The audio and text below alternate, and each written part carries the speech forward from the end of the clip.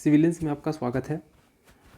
Paper 5 में हम लोग सेक्शन सी को शुरू किए हैं और सेक्शन सी में हम लोग अभी तक 2 चैप्टर को ख़त्म कर चुके हैं। पहला चैप्टर एलपीजी रिफॉर्म था और दूसरा चैप्टर कृषि था और ये दोनों चैप्टर काफ़ी ज़्यादा इंपॉर्टेंट था क्योंकि यहाँ पे प्रीलिम्स और मेंस दोनों से क्वेश्चन देखने को मिला है। आज का जो चैप्टर होगा ये हम लोग का चैप्टर 3 होगा जो कि बैंकिंग से संबंधित होगा और प्रीलिम्स के लिए मेंस के लिए ये चैप्टर भी काफ़ी ज़्यादा इंपॉर्टेंट हो जाता है। तो इस चैप्टर को हम लोग शुरू करते हैं। तो 1990 का समय है और 1990 में क्या हो गया था कि भारतीय अर्थव्यवस्था में वित्तीय और बैंकिंग क्षेत्र में काफ़ी ज़्यादा सुधार शुरू हो गए थे। तो इसी को ध्यान में रखते हुए 1991 में नरसिंहम की अध्यक्षता में,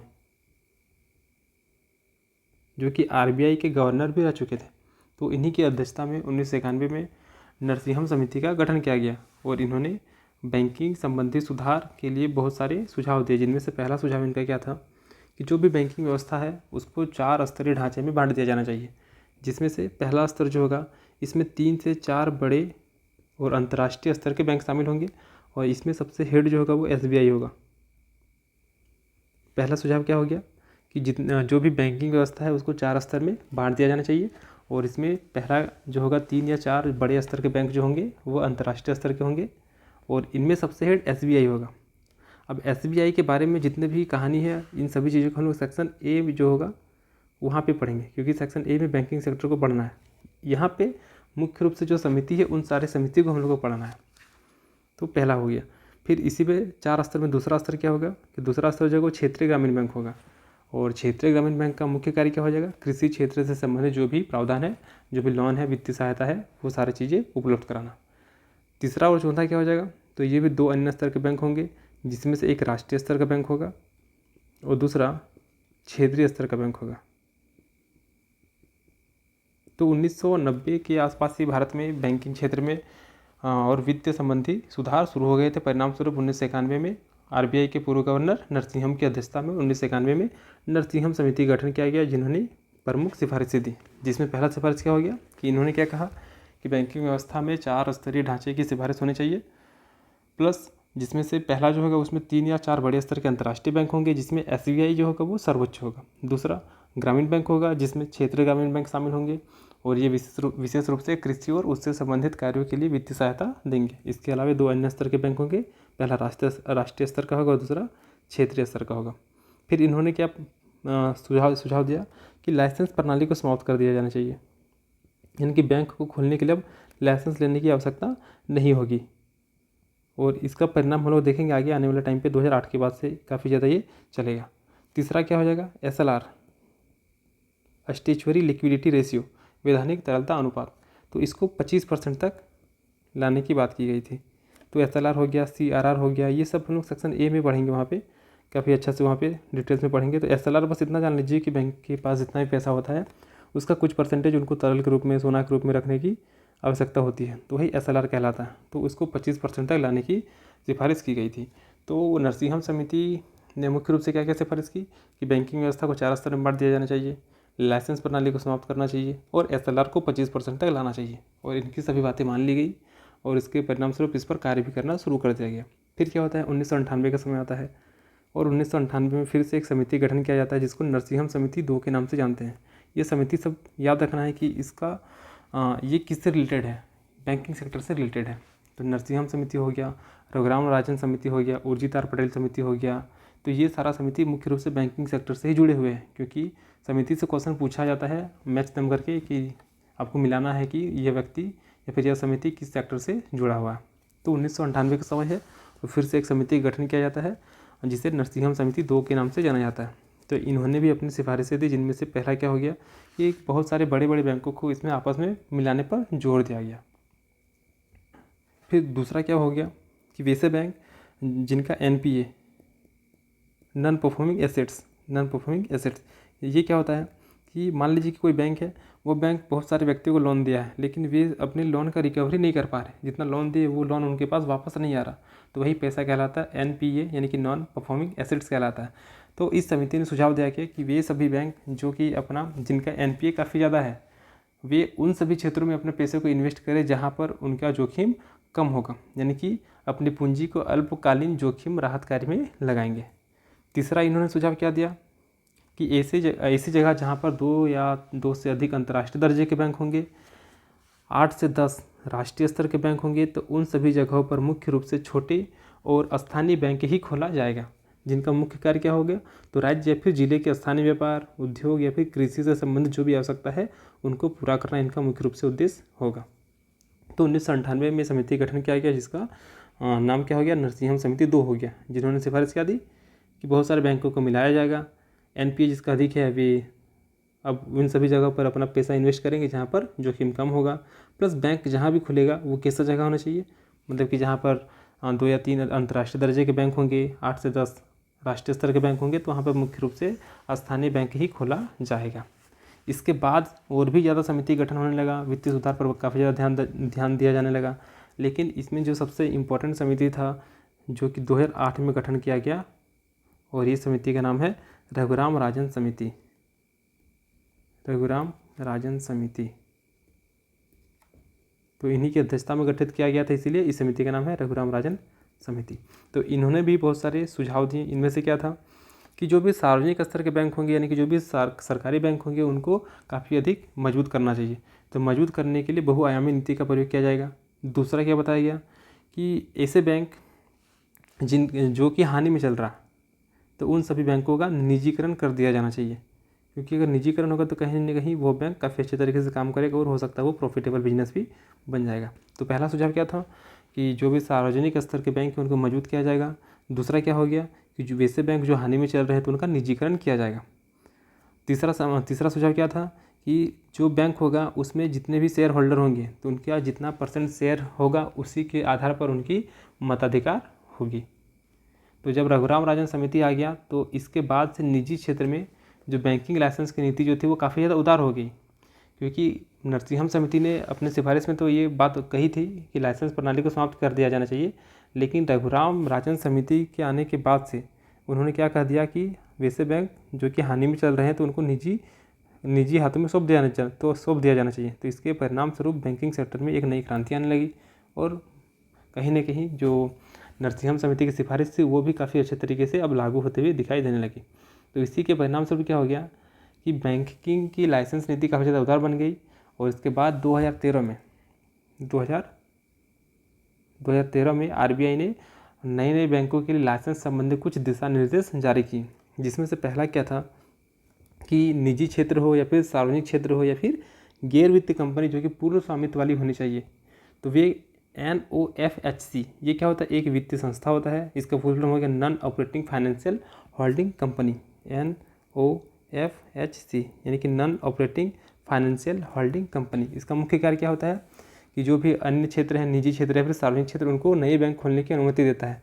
तो NOFHC के माध्यम से अब गैर निजी क्षेत्र हो गया या फिर सार्वजनिक क्षेत्र हो गया, ये अब नए बैंक खोल सकते हैं। लेकिन बैंक खोलने से पहले क्राइटेरिया क्या था कि इनके 10 वर्ष की हिस्ट्री को देखा जाएगा, इनके सफलता रिकॉर्ड को चेक किया जाएगा, प्लस इनकी वित्तीय स्थिति काफ़ी ज़्यादा मजबूत होनी चाहिए। अगर ऐसी स्थिति होती तो ही इनको नए बैंक खोलने की अनुमति दी जाएगी। तीसरा कंडीशन क्या था कि जो भी नया बैंक खोलेगा उसका न्यूनतम पूंजी जो है वो 5 बिलियन रुपया का होना चाहिए कम से कम, और प्लस 40% जो शेयर होगा, 40% शेयर जो होगा वो NOFHC का ही होगा। यानी कि जो नया बैंक खोला जाएगा उसमें 40% शेयर NOFHC का होगा, प्लस नया बैंक खोलने के लिए कम से कम 5 बिलियन रुपए की न्यूनतम इक्विटी या फिर न्यूनतम पूंजी होना चाहिए। चौथा कंडीशन क्या था कि जो नए बैंक खोलेंगे, क्योंकि निजीकरण प्राइवेटाइजेशन हो चुका है यहाँ पे, तो यानी कि अब क्या हो जाएगा कि विदेशी लोग आकर भी भारत में इन्वेस्ट कर सकते हैं। तो अगर कोई बैंक खोला जा रहा है तो उसमें विदेशी व्यक्ति का भी अगर शेयर होगा तो 5 वर्ष तक उसका शेयर जो होगा वो 49% तक होगा। लेकिन अगर सरकार की कोई विदेशी पूंजी नीति आती है तो उसके अनुरूप फिर इसमें परिवर्तन भी किया जाएगा। अगला क्या था कि जो भी बैंक खोले जाएंगे उन सभी बैंकों का 50% जो ब्रांच होगा इसी जगह पर खोला जाएगा जहाँ पर बैंक उपलब्ध नहीं है। तो 2013 में आरबीआई ने बहुत सारे लाइसेंस नीति संबंधित दिशा निर्देश जारी किए, जिसमें क्या था कि अब नए बैंक खोले जाएंगे। जो बैंक खोले जाएंगे उनके 10 वर्ष की सफलता रिकॉर्ड की जांच की जाएगी, प्लस उनकी वित्तीय स्थिति काफ़ी मजबूत होनी चाहिए।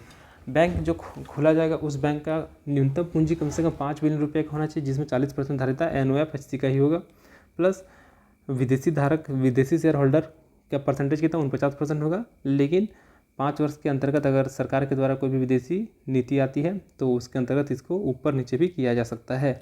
और जो भी बैंक खुलेगा उसका 50% ब्रांच ऐसी जगह पर होगा जहाँ पर बैंक नहीं है। इसके बाद हम लोग आता है 2014 का समय आता है। तो 2014 में उर्जित आर पटेल समिति का गठन किया जाता है। उर्जित पटेल समिति,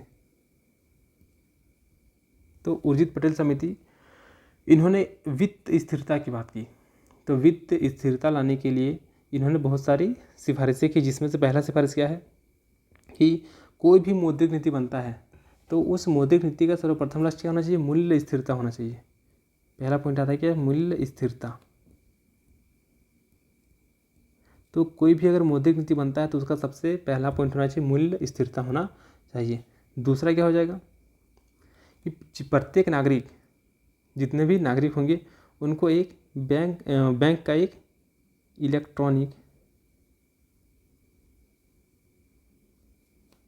इलेक्ट्रॉनिक अकाउंट नंबर दिया जाएगा। इलेक्ट्रॉनिक अकाउंट नंबर क्या होता है इसको जान लेते। तो इलेक्ट्रॉनिक अकाउंट नंबर एक ऐसा खाता होता है जो कि यूजर नेम, पासवर्ड और पिन के साथ बनाया जाता है। प्लस क्या होता है कि इस अकाउंट के जरिए हम लोग किसी भी वेबसाइट या फिर इलेक्ट्रॉनिक माध्यम से बिलों का भुगतान कर सकते हैं या फिर सेवाओं का ऑर्डर दे सकते हैं। तो उर्जित आर पटेल समिति का गठन किया गया। उन्होंने वित्तीय स्थिरता के लिए कुछ सिफारिशें की, जिनमें उन्होंने क्या बताया कि कोई भी मौद्रिक नीति हो उसका सर्वप्रथम लक्ष्य क्या होना चाहिए, मूल्य स्थिरता होना चाहिए। प्लस प्रत्येक नागरिक को एक बैंक का इलेक्ट्रॉनिक अकाउंट नंबर दिया जाएगा। तो अभी तक हम लोग क्या क्या देख लिए। 1991 का समय है, यहाँ पर नरसिंहम समिति गठन किया गया, जिन्होंने पहला पॉइंट क्या बताया कि बैंकिंग स्ट्रक्चर को 4 स्तर में बांट दिया जाना चाहिए। दूसरा पॉइंट क्या बताया कि लाइसेंस प्रणाली को ख़त्म कर दिया जाना चाहिए। तीसरा क्या बताया कि SLR जो है उसको 25% तक लाना है। इनकी बातों को मान लिया गया, लागू किया गया। फिर 1998 में एक समिति गठन किया जाता है जिसको नरसिंहम समिति 2 के नाम से जाना जाता है। इन्होंने फिर से सिफारिशें की कि बहुत सारे बैंकों को आपस में मिला दिया जाएगा। ऐसे बैंक जिसका NPA काफ़ी ज़्यादा है, वैसे बैंकों को उन सभी जगहों पर अपना निवेश करना चाहिए जहाँ पर जोखिम कम होगा।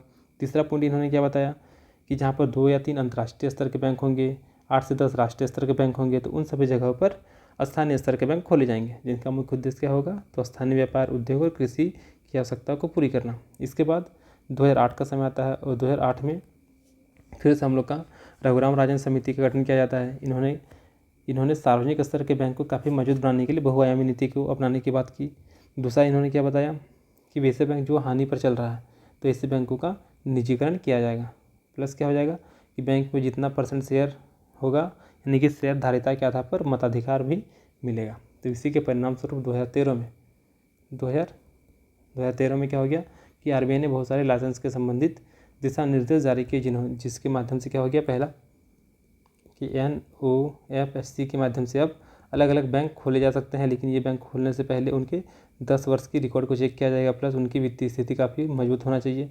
तीसरा पॉइंट क्या था कि इनकी जो इक्विटी होगी, न्यूनतम इक्विटी पूंजी जो होगी वो 5 बिलियन रुपया का होना चाहिए, जिसमें 40% शेयर जो होगा वो इसी का होगा, NOFSC का होगा। और फिर चौथा पॉइंट क्या था कि विदेशी अंशधारिता जो होगा, यानी कि विदेशी निवेशक जो होंगे वे 5 वर्ष तक 49% होंगे। हालांकि अगर भारत सरकार की कोई भी विदेशी पूंजी नीति आती है तो उसके अनुसार इसमें परिवर्तन किया जा सकता है। 5वां पॉइंट क्या था कि ऐसे बैंक खुलेंगे तो उनके ब्रांच जो होंगी 50% ब्रांच जो होंगे वे ऐसी जगह पर खोले जाएंगे जहाँ पर बैंक नहीं होगा। फिर आता है उर्जित आर पटेल समिति आता है, तो इन्होंने भी अपनी सिफारिशें दी, जिसमें से मुख्य रूप से मूल्य स्थिरता के बारे में बात करते हैं और इलेक्ट्रॉनिक अकाउंट नंबर के बारे में इसमें बात किया गया। अब आता है हम लोग का अगला टॉपिक आता है ग्रामीण बैंकिंग। इसको PDF में देख लीजिए एक बार। तो ये सारा था, तो ये सारा चीज़ हम लोग का हो गया। अब आता हम लोग का अगला टॉपिक ग्रामीण बैंकिंग का ग्रामीण शाख पर पड़ने वाला प्रभाव। तो इसके कुछ सकारात्मक प्रभाव भी और कुछ नकारात्मक भी है। एक एक पॉइंट हम लोग देखते हैं और समझते हैं क्या इसमें। पहला आता है हम लोग का वित्तीय साक्षरता। वित्तीय साक्षरता, तो वित्तीय साक्षरता मतलब क्या हो गया, धन के सही ढंग से उपयोग को समझने की क्षमता, यही क्या कहलाती है, वित्तीय साक्षरता। यानी कि अगर आपके पास पैसे हैं तो उसको किस प्रकार से उपयोग करना है, सही उपयोग किस प्रकार से करना है कि उससे आपका भला हो, तो भाई स्थिति कहलाती है वित्तीय साक्षरता। तो अगर ग्रामीण क्षेत्र में अगर बैंक खुलता है तो कहीं ना कहीं वहाँ के लोगों के बारे में भी उससे संबंधित जानकारी मिलती रहेगी, जिससे कि वे अपने वित्त निर्णय को बेहतर ढंग से ले सकते हैं। लेकिन क्या होता है गांव में मैक्सिमम क्या होता है कि लोग पढ़े लिखे नहीं होते हैं, बहुत सारे वजह होता है जिसकी वजह से उनको वित्त संबंधित चीज़ें अच्छे तरीके से पता नहीं होते हैं, या फिर वित्त निर्णय को बेहतर ढंग से नहीं ले पाते हैं। तो इसको एक नकारात्मक प्रभाव के रूप में भी हम लोग देखेंगे आगे। दूसरा आता है वित्तीय समावेशन। वित्तीय समावेशन, तो वित्तीय समावेशन मतलब क्या हो गया कि भारत की जनता अपनी वित्तीय आवश्यकताओं के लिए सरकारी बैंकिंग प्रणाली से जुड़कर अपनी आवश्यकता की पूर्ति करना, या फिर समाज के कम आय वाले और पिछड़े वर्ग के लोगों को वित्तीय सेवाएं मुहैया कराना ही क्या कहलाता है, वित्तीय समावेशन कहलाता है। तो अगर ग्रामीण क्षेत्र में अगर बैंक खुलता है तो इसके माध्यम से लोगों के पास क्या होगा, वित्तीय आवश्यकताओं की पूर्ति होगी, जिससे कि उनके जो भी लक्ष्य होंगे वे उनको प्राप्त कर सकते हैं। और इसी के परिणाम स्वरूप उनका तीसरा पॉइंट निकलेगा, वो होगा आर्थिक विकास होगा। तो अगर ग्रामीण क्षेत्र में अगर बैंक खुलता है, वित्त समावेशन बढ़ता है, तो कहीं ना कहीं लोगों को इजीली लोन मिलेगा, और अगर लोन मिलेगा तो वे उस पैसा का प्रयोग करके हो सकता है कुछ कार्य करेंगे, रोजगार के क्षेत्र उत्पन्न करेंगे, जिससे उनका कमाई होगा, तो कहीं ना कहीं उनका आर्थिक विकास भी होना शुरू होगा। और चौथा पॉइंट क्या हो जाएगा कि रोजगार के अवसर।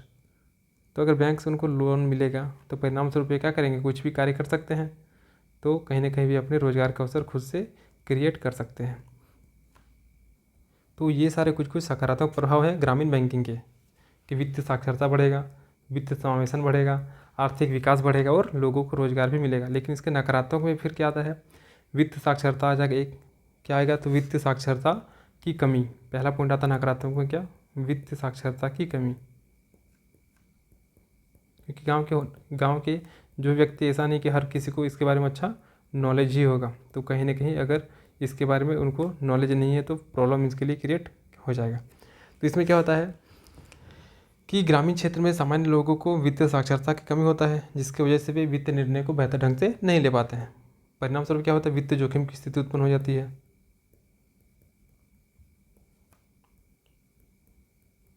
वित्तीय जोखिम मतलब क्या हो गया कि ग्रामीण क्षेत्र के लोग क्या करते हैं, बैंक से लोन ले लेते हैं, लेकिन उस लोन की भी भरपाई नहीं कर पाते हैं। जैसे अगर ग्रामीण क्षेत्र में सामान्य तौर पर लोग कृषि करते हैं, और कृषि असंगठित क्षेत्र है, यानी कि यहाँ पे मुख्य रूप से क्या होता है कि अगर वर्षा हुआ तो अच्छा वर्षा हुआ तो अच्छा कमाई होगा, और अच्छा कमाई होगा तो वे बैंक के पैसे को, लोन को वापस कर देंगे। लेकिन अगर अच्छा कमाई नहीं होता है, क्योंकि अगर अच्छा वर्षा नहीं हुआ तो अच्छा कमाई नहीं होगा, और अच्छा कमाई नहीं हुआ तो ऐसी स्थिति में बैंक के लोन को वापस नहीं कर पाएंगे, तो कहीं ना कहीं उनका जोखिम भी और अधिक बढ़ जाता है।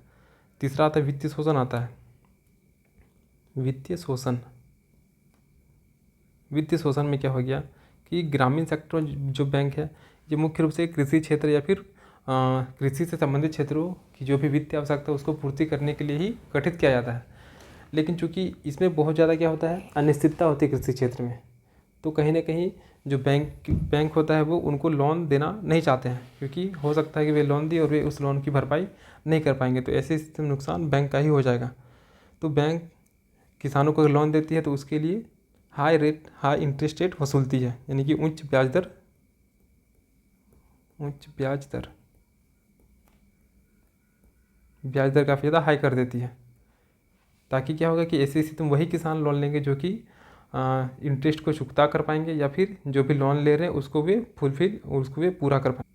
तो ये सारे कुछ कुछ नकारात्मक प्रभाव निकल कर आते हैं। अब आता है हम लोग का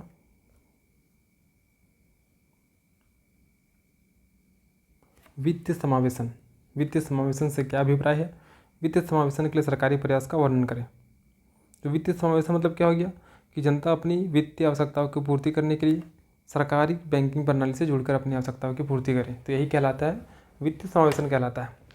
और वर्तमान समय में लगभग 58% आबादी जो है उसकी पहुंच बैंक तक है, बाकी की पहुंच बैंक तक नहीं हो पाई है। और आज़ादी के 75 वर्ष बीत जाने के बाद भी भारत की आधी आबादी पैसा का लेन देन जो वो मुख्य रूप से असंगठित क्षेत्र पर निर्भर रहते हैं। असंगठित क्षेत्र मतलब क्या हो गया कि जमींदार वर्ग हो गया, या फिर व्यापारी वर्ग हो गया, या फिर संपन्न घराना हो गया। तो ग्रामीण क्षेत्र या फिर अन्य जगह पर क्या होता है कि जहाँ पर बैंकिंग सुविधा उपलब्ध नहीं है और उनको लोन की आवश्यकता होती है, तो ऐसी स्थिति में असंगठित क्षेत्र यानी कि जमींदार से लोन ले लेते हैं, व्यापारी से लोन लेते हैं, या फिर संपन्न घराने से लोन ले लेते हैं। लेकिन वे उनको लोन देते हैं तो ऐसे ही नहीं देते हैं, वे उनसे क्या करते हैं, घर की प्रॉपर्टी के पेपर रख लेते हैं, या फिर संपत्ति या फिर सोना जेवरात जो भी है उनको गिरवी रख लेते हैं, और एक तय सीमा के अंतर्गत उनको लोन देते हैं। अगर वे उस सीमा के अंतर्गत लोन को वापस नहीं कर पाते हैं तो फिर उनकी संपत्ति को जब्त कर लेते हैं। परिणाम क्या होता है कि जो व्यक्ति लोन लिया था वो और भी अधिक गरीब हो जाता है, वो भूखमरी, कुपोषण जैसी समस्या उसको देखने को मिलती है, बेरोजगारी जैसी समस्या उत्पन्न हो जाती है। और यह स्थिति मुख्य रूप से ग्रामीण क्षेत्र के साथ साथ शहरी क्षेत्र में भी निवास करने वाले गरीब जनता को झेलना पड़ता है। तो ऐसी ही हालत में भारत में वित्तीय समावेशन काफ़ी ज़्यादा इंपॉर्टेंट हो जाता है, क्योंकि अगर वित्तीय समावेशन काफ़ी ज़्यादा होगा, यानी कि ग्रामीण सेक्टर में या फिर देश के जितने लोग हैं उन सभी के पास अगर बैंकिंग सुविधा उपलब्ध होगी तो फिर वे असंगठित क्षेत्र से लोन लेंगे ही नहीं, वे बैंकिंग सेक्टर से जुड़कर ही उनसे लोन लेंगे। तो कहीं ना कहीं उनका जो शोषण होता है उन सभी चीज़ों से वे मुक्त हो सकते हैं, क्योंकि अगर वे सही टाइम पे असंगठित क्षेत्र से लोन लेकर चुकता नहीं कर पाते तो उनको बेगारी तक कराया जाता है, उनकी संपत्ति को छीन। तो अगर वे बैंक से लोन लेंगे तो उनको बेगारी या फिर संपत्ति छीनना ये सारी चीज़ें देखने को नहीं मिलेगी। तो इसीलिए वित्तीय समावेशन काफ़ी ज़्यादा इंपॉर्टेंट हो जाता है। प्लस वित्तीय समावेशन से क्या होता है, भ्रष्टाचार पर अंकुश लगता है, क्योंकि अगर वित्तीय समावेशन हो रहा है मतलब कि प्रत्येक व्यक्ति का बैंक अकाउंट होगा, सरकार के जो भी लाभ होंगे वे डायरेक्ट उनके अकाउंट में पहुँच जाएंगे। तो सरकार का जो लाभ होगा वो डायरेक्ट लाभ जिसको मिलना चाहिए उसी को मिलेगा, ना कि किसी मध्यस्थता को मिलेगा। इसीलिए बैंकिंग सेक्टर यानी कि वित्तीय समावेशन काफ़ी ज़्यादा इंपॉर्टेंट हो जाता है।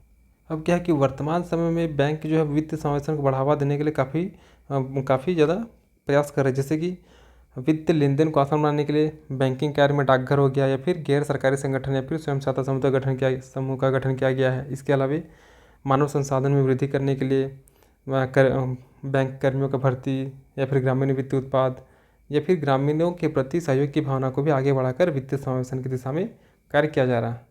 फिर बैंक धन प्रबंधन या फिर ऋण संबंध सलाह के लिए कैंप लगा रहे हैं, ताकि लोगों को ऋण से संबंधित जानकारी दिया जाए, प्लस उनको सस्ते दरों पर ऋण भी उपलब्ध कराया जाए।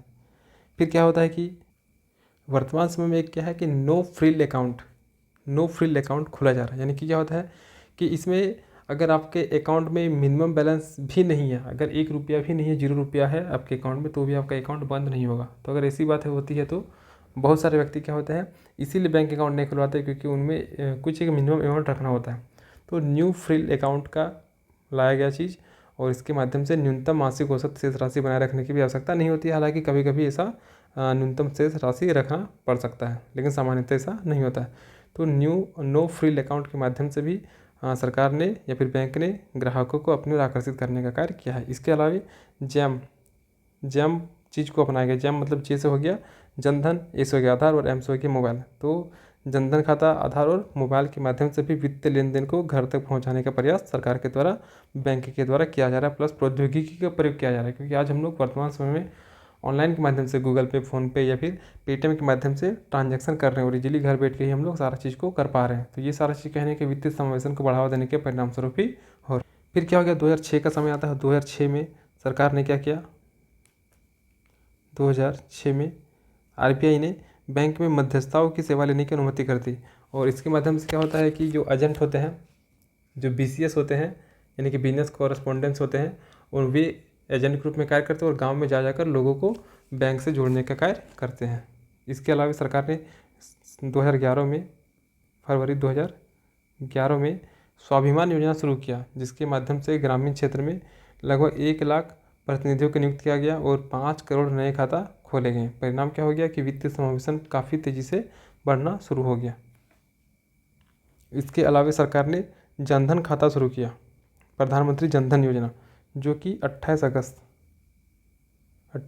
2014 को लागू हुआ था। और इसमें 2 चरण पर कार्य किया गया।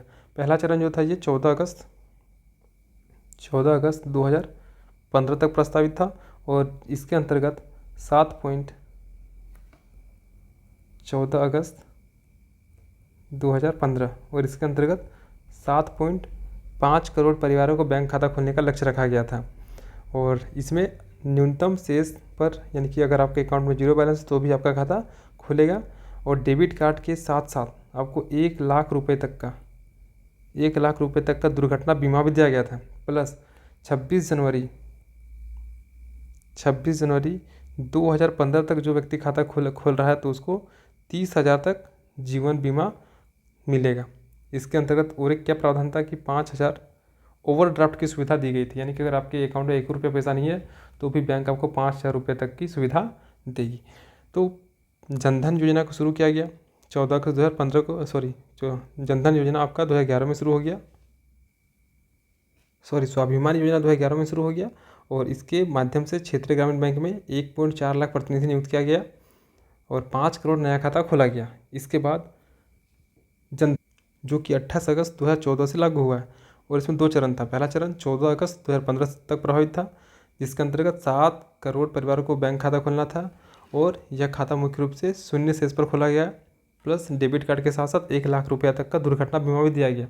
और वैसे व्यक्ति जो 26 जनवरी 2015 तक खाता खोलते हैं तो उसको 30,000 रुपये तक का जीवन बीमा दिया गया, प्लस 5,000 की ओवरड्राफ्ट की सुविधा भी दी गई। दूसरा चरण आता है, तो दूसरा चरण में क्या होता है कि 15 अगस्त 2014 से लेकर 14 अगस्त 2018 तक प्रस्तावित था दूसरा चरण। और इसमें क्या हो गया कि लोगों को सूचना बीमा के साथ साथ बैंक मित्र के माध्यम से स्वावलंबन जैसे असंगठित क्षेत्र में पेंशन योजना का भी लाभ मिलने लगा। तो कहीं ना कहीं जनधन योजना काफ़ी ज़्यादा सफल भी रहा। और अगर 2011 की जनगणना की बात किया जाए, 2011 की जनगणना के अनुसार बात किया जाए तो देश भर में 58.7% लोग प्रधानमंत्री जनधन योजना का लाभ ले रहे हैं। और इसका परिणाम क्या हो गया कि इस योजना का शुरुआत होने के पहला दिन ही 1,84,68,000 इतना खाता पहला दिन ही खुल गया था। तो कहीं ना कहीं जनधन योजना काफ़ी ज़्यादा वित्त समावेशन में सफल रहा। लेकिन इसके बावजूद भी अभी भी क्या है, बहुत सारे ऐसे गांव हैं, बहुत सारे ऐसे जगह हैं जहाँ पर बैंकिंग सुविधा उपलब्ध नहीं हो पाई है। तो अभी भी सरकार को या फिर आरबीआई को इस क्षेत्र में कार्य करने की आवश्यकता है। फिर एक आता हम लोग का क्षेत्रीय ग्रामीण बैंक। क्षेत्रीय ग्रामीण बैंक ये इम्पोर्टेंट हो जाता है। अगर क्षेत्रीय ग्रामीण बैंक का गठन की बात किया जाए तो 1975 में इसका स्थापना किया गया है और वर्तमान में 196 क्षेत्रीय ग्रामीण बैंक स्थापित किए जा चुके हैं। साथ ही साथ देश के सार्वजनिक बैंकों को यह अधिकार दिया गया है कि वे क्षेत्रीय बैंकों में अपनी पूंजी लगा सकें। तो क्षेत्रीय ग्रामीण बैंक का गठन 1975 में किया गया। वर्तमान में 196 क्षेत्रीय ग्रामीण बैंक का गठन किया गया है और साथ ही साथ सरकारी बैंकों को अधिकार दिया गया है कि वे क्षेत्रीय बैंकों में अपनी पूंजी लगा सकें। इसमें क्या होता है कि केंद्र सरकार का हिस्सेदारी, ये ध्यान देना है, केंद्र सरकार की हिस्सेदारी क्षेत्रीय ग्रामीण बैंक में 50% होगा, राज्य सरकार का हिस्सेदारी 15% होगा और प्रायोजक बैंक का हिस्सेदारी 35% का होगा। तो प्रायोजक बैंक मतलब क्या हो गया कि ये भी एक वित्तीय संस्था होती है जो कि लोन या फिर बॉन्ड जारी करने में अहम भूमिका निभाती है। तो क्षेत्रीय ग्रामीण बैंक में केंद्र सरकार का 50% हिस्सेदारी होगा, राज्य सरकार का 15% और प्रायोजक बैंक का 35% हिस्सा होगा। अब है कि क्षेत्रीय ग्रामीण बैंक का उद्देश्य क्या होता है, तो पहला उद्देश्य क्या हो जाएगा कि समाज के जो भी कमजोर वर्ग के लोग हैं उनको ऋण प्रदान करना होता है, या फिर दूसरा उद्देश्य में आ जाएगा कि ग्रामीण क्षेत्र में शीघ्र बैंकिंग सुविधा स्थापित करना, और तीसरा ग्रामीण क्षेत्र में ऋण की उपलब्धता। तो अगर क्षेत्रीय ग्रामीण बैंक है तो कहीं ना कहीं ये ग्रामीण क्षेत्र से ही जुड़ा होगा और ग्रामीण क्षेत्र में मुख्य रूप से कमजोर वर्ग के लोग आते हैं। तो समाज के कमजोर वर्ग के लोगों को ऋण प्रदान करना, ग्रामीण क्षेत्र में बैंकिंग सुविधा स्थापित करना या फिर ग्रामीण क्षेत्र में ऋण की उपलब्धता करना ही क्षेत्रीय ग्रामीण बैंक का मुख्य उद्देश्य होता है।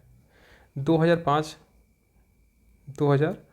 के बाद से क्षेत्रीय ग्रामीण बैंक को जोड़ने का प्रक्रिया आरंभ किया गया और इसके पहला चरण में सितंबर 2005 से लेके मार्च 2010 तक इसका संख्या जो था पहले 196 था जो कि घट के 82 हो गया। यानी कि क्षेत्रीय ग्रामीण बैंक का संख्या दिन ब दिन घटना शुरू हो गया, क्योंकि सितंबर 2005 से लेकर मार्च 2010 के बीच में 196 से घटकर 82 हो गया।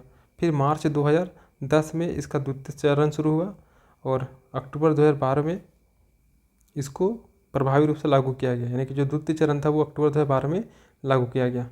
और इसमें क्या हो गया, मध्यम आकार के राज्य या फिर बड़े बड़े राज्यों में दो से अधिक शाखाएं क्षेत्रीय ग्रामीण बैंक की खोली गई। तो हम लोग को क्षेत्रीय ग्रामीण बैंक में बस इतना ही अभी जानना है। फिर एक है इम्पोर्टेंट है नाबार्ड। तो नाबार्ड का स्थापना 12 जुलाई, डेट याद रखना है वाला, 12 जुलाई 1982 में शिवरामन सिंह कमेटी की सिफारिश पर नाबार्ड का स्थापना 12 जुलाई 1982 में किया गया था। इसका मुख्यालय जो अगर बात किया जाए तो इसका मुख्यालय मुंबई में है। और इसका मुख्य कार्य क्या हो गया, तो कृषि एवं ग्रामीण विकास हेतु ऋण उपलब्ध कराना। तो नाबार्ड क्या हो गया, तो शिव रमन सिंह समिति के सिफारिश पर 12 जुलाई 1982 को नाबार्ड का स्थापना किया गया, जिसका मुख्यालय मुंबई है, जिसका मुख्य कार्य क्या हो गया, कृषि एवं ग्रामीण विकास हेतु वित्त उपलब्धता कराना। तो नाबार्ड के गठन होने से पहले क्या हो गया था कि बहुत सारे किसान हो गए या फिर ग्रामीण क्षेत्र के लोग जो होते वो असंगठित क्षेत्र से लोन लेते थे, परिणाम स्वरूप उनको बहुत सारी समस्याओं का सामना करना पड़ता था। लेकिन जब से नाबार्ड का गठन हुआ है, ये सभी लोग मुख्य रूप से अब नाबार्ड से ही लोन लेने का कार्य कर रहे हैं। फिर हम लोग का एक आता है ग्रामीण सहकारी बैंक। ग्रामीण सहकारी बैंक, तो ग्रामीण सहकारी बैंक क्या हो गया, तो ये भी एक बैंक है जो कि ग्रामीण, नाम से पता चला ग्रामीण क्षेत्र में रहने वाले लोगों के लिए वित्तीय सेवाएं प्रदान करेगा। अगर इसका उद्देश्य की बात किया जाएगा तो पहला वही कि ग्रामीण क्षेत्र में रहने वाले लोगों को वित्तीय सेवाएं प्रदान करना, जिससे क्या हो जाएगा कि लोगों में आर्थिक विकास होगा। तो इसका दूसरा उद्देश्य क्या हो जाएगा, आर्थिक विकास को बढ़ावा देना, ताकि वहाँ रहने वाले लोगों के सामाजिक और आर्थिक रूप से भी सशक्त बन सके। तो बैंकिंग प्रणाली में हम लोग को मुख्य रूप से यही सारी चीज़ें पढ़ने थे। तो ये हो गया कंप्लीट हम लोग का। पीडीएफ हम दे देंगे ग्रुप में, आप लोग वहाँ से एक बार पीडीएफ को खुद से पढ़ लीजिएगा, समझ में आएगा। इसके अलावा हम लोग सेक्शन ए पढ़ेंगे। सेक्शन ए में बैंक को हम लोग काफ़ी अच्छे से पढ़ेंगे। सेक्शन ए में बैंकिंग सेक्टर फिर से होगा, जहाँ पे हम लोग चीज़ों को पढ़ेंगे, एक एक चीज़ों को पढ़ेंगे, जिसके बाद फिर से अगर इस पीडीएफ को पढ़ेगा तो आप लोग को और भी अच्छे तरीके से समझ में आएगा। और इसके बाद हम लोग का 1 से 2 क्लास होगा, जो कि चैप्टर 4 का होगा। और इसके बाद सेक्शन सी हम लोग का ख़त्म हो जाएगा। उसके बाद हम लोग सेक्शन ए को शुरू करेंगे। और क्लास के पीडीएफ के लिए आप लोग इस नंबर पर कांटेक्ट कर लीजिएगा, 6206193277। इस नंबर पर आप लोग कांटेक्ट करके पीडीएफ से संबंधित जानकारी ले सकते हैं। तो मिलते हैं अगली क्लास के साथ, तब तक के लिए धन्यवाद।